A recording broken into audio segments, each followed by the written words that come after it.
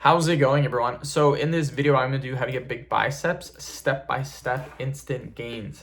So before I get started, please subscribe to my channel if you haven't already. I do appreciate the support, helps my channel grow.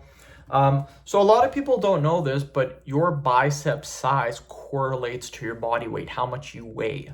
So the simplest way, and this has been done by studies, by scientists, that for most people, again, for most people with like normal genetics, for every 1 inch you want to gain on your arms, you need to gain about 15 pounds of body weight. Now, this 15 pounds of body weight is assuming you're training your entire body equally. So equal number of reps, sets, stuff like that. So for example, you would do like push-pull legs either once a week or twice a week.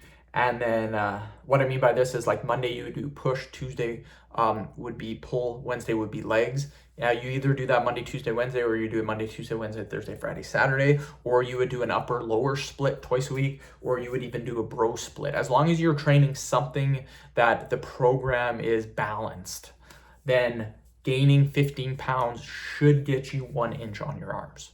So if you're 150, you're sitting with 15-inch biceps, you want to get 16-inch biceps, get to 165. You want 17-inch biceps, get to 180.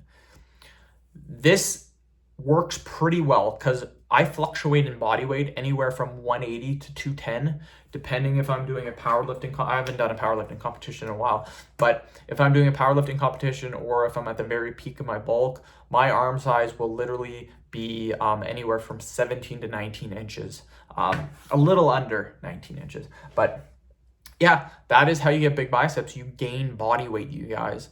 End of video. Thank you so much for watching.